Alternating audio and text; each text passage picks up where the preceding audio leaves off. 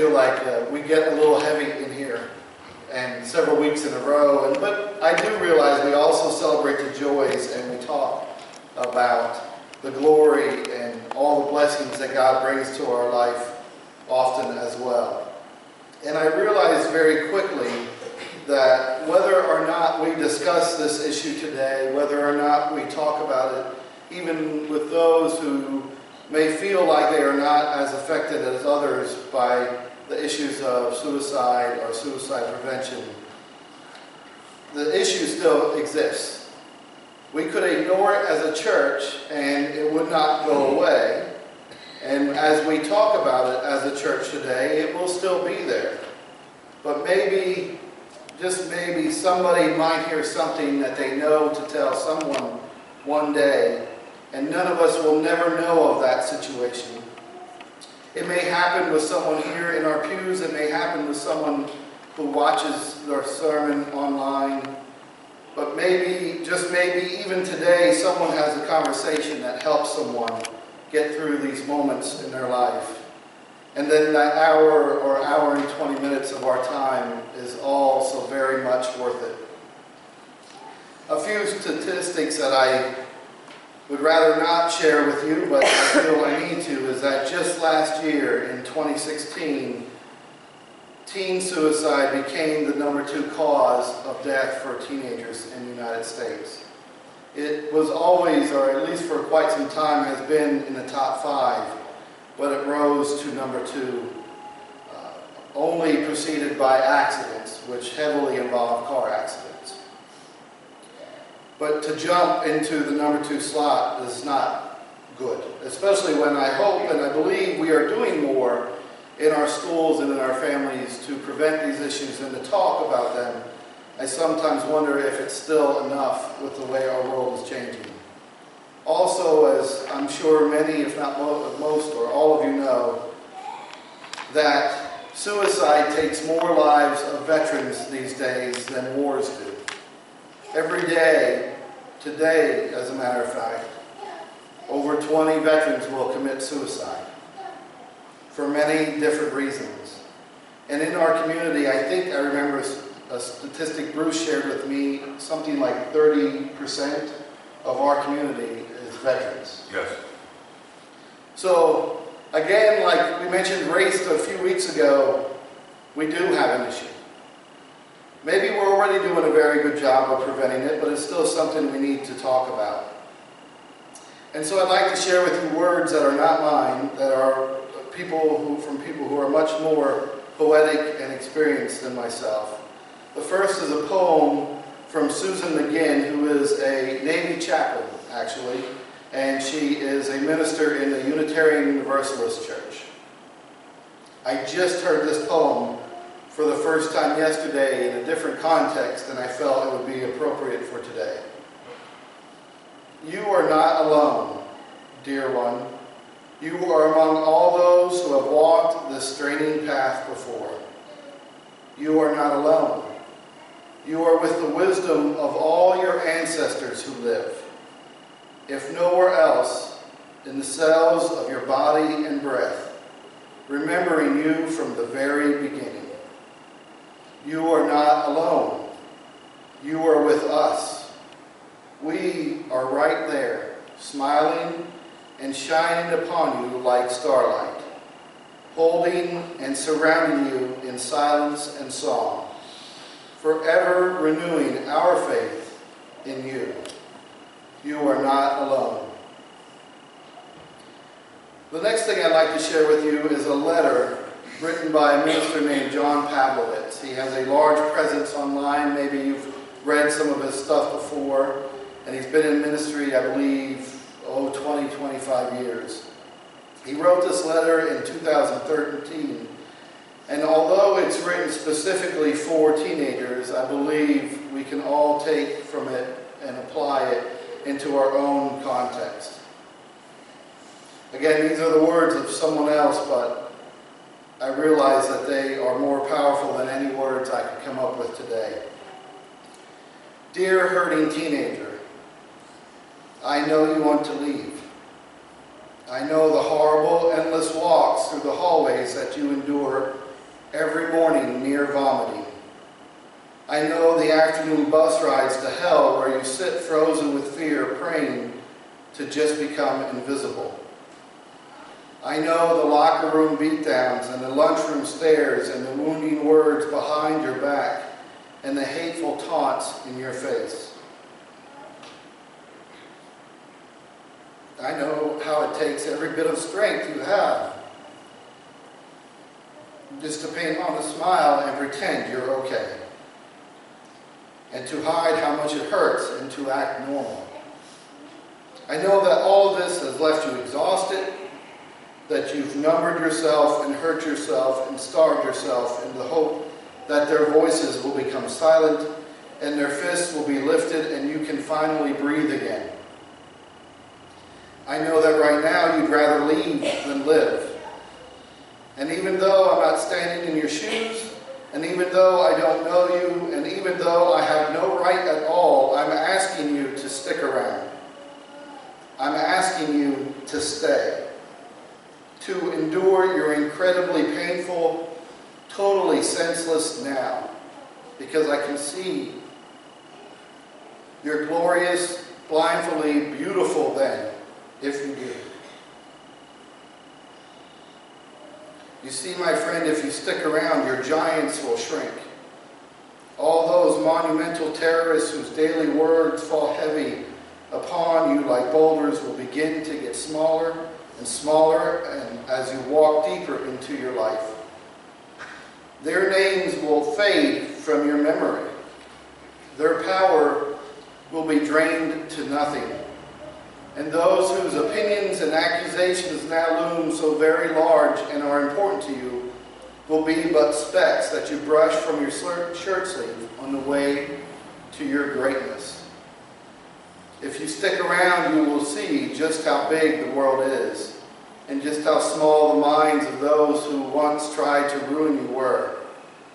You will understand how much hatred they had for themselves and see the weakness that tried so hard to look like strength. The insecurity that masked itself as arrogance and as unbelievable as it is now, you will actually pity them, realizing how very wounded they were. If you stick around, you will travel to amazing places that will take your breath away and see sunsets that have yet to be painted in the evening sky. If you stick around, you'll eat that cheeseburger, the one that will cause you to make an actual audible noise in public, and you won't regret it. If you stick around, you will hear that song that will change your life, and you'll dance to it like no one's watching, and then not care that they actually were. If you stick around, you will hold babies and see movies and laugh loudly, and you'll fall in love and have your heart broken, and you'll fall in love again.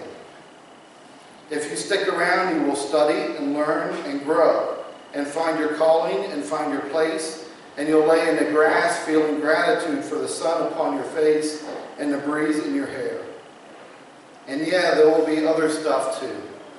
Disappointments and heartaches and regrets and mistakes.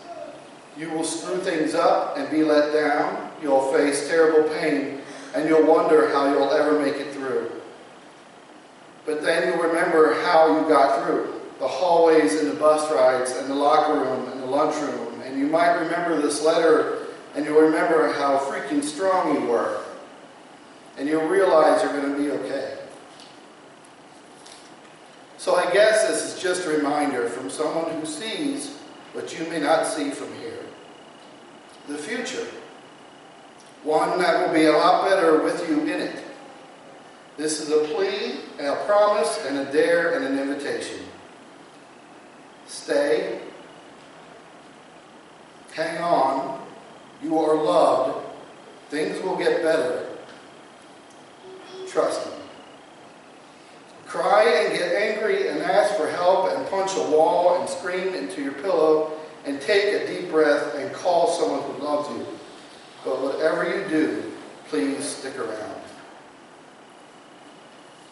I meant to say this before I started that letter, and I knew I would cry today, so this one does not take me by surprise, because you hear and you see things in all our lives, not just in the life of being a pastor, that make you realize how so preventable some things are in life, with something just like having the conversation more often.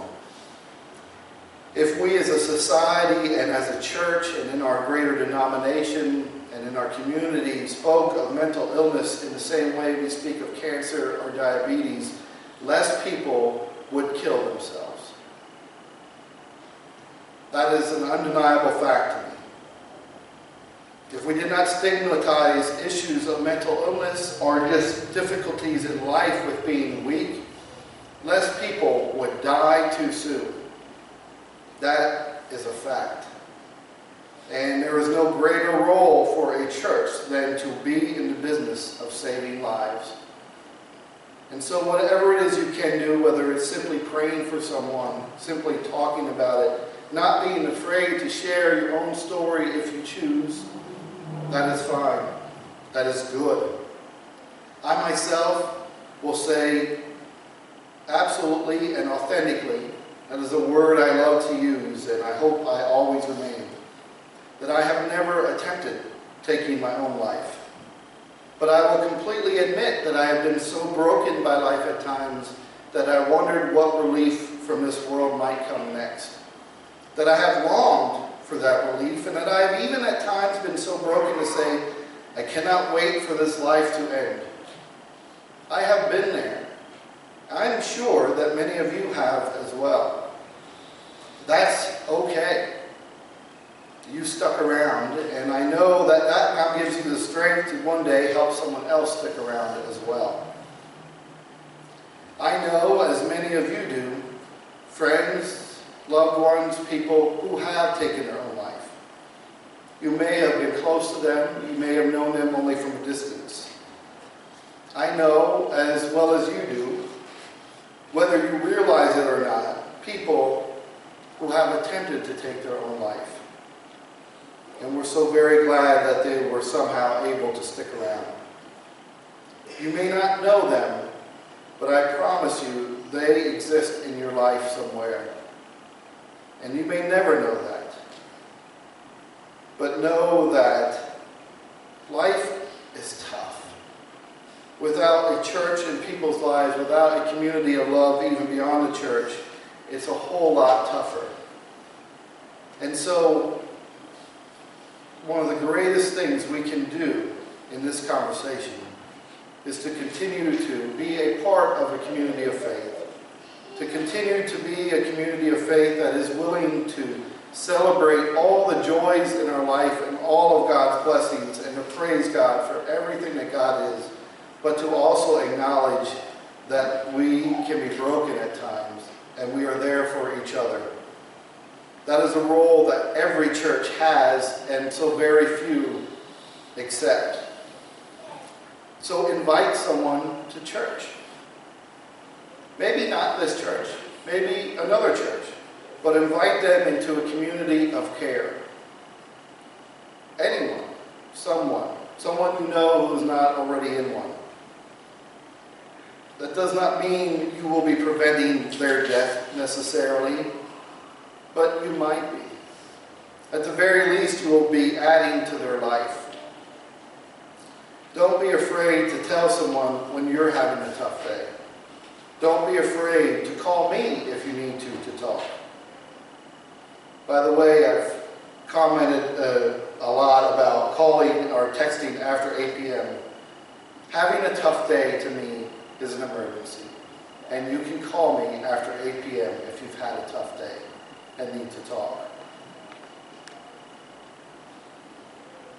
You can call a friend anywhere that one might be. You can call a hotline provided in our insert today. And you can share that information with someone else. But all I ask is that you encourage always anyone and everyone to stick around. It is what God would want us to do. It is what Scripture tells us to do. It is right and it is good. Amen.